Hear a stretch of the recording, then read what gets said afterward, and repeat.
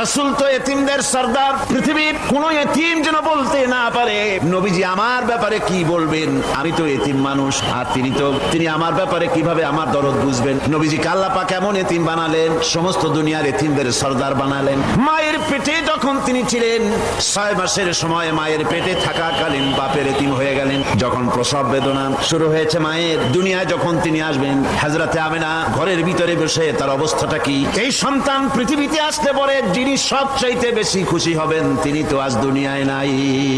মনের ভিতরে কত কষ্ট। আল্লাহ রাব্বুল আলামিন তার হাবিবকে দুনিয়া আনলেন। রাসূলের দাদা ঘরের সামনে তাঁবুর সামনে দাঁড়ায়া তায়েফ থেকে আগত সাদিয়া গোত্রের লোকদেরকে বলতেছেন, এই ঘরের ভিতরে একটা এতিম বাচ্চা আছে, বেশি টাকা কড়ি দেওয়া যাবে না, যদি দয়া হয়ে নিয়ে যাও। গরিব মানুষ, এতিম মানুষ দেখে শুনে কেউ আর নিতে চায় না। সবশেষে এলেন ভাগ্যবতী মেয়ে, ভাগ্যবতী মহিলা হযরতে হালিমাতুস সাদিয়া, তিনি এসেছেন। কোনো ছেলে পেলে পায় নাই, সকলের শেষে তিনি এসেছেন। আব্দুল মুত্তালিব বলছেন, এই ঘরের মধ্যে একটা এতিম বাচ্চা আছে, দয়া হলে নিয়ে যেতে পারো। তিনি স্বামীর সঙ্গে পরামর্শ করলেন, এরপরে বললেন যদি দেখতে অন্তত ভালো হয়, মন যদি ভালো লাগে নিয়ে যাব।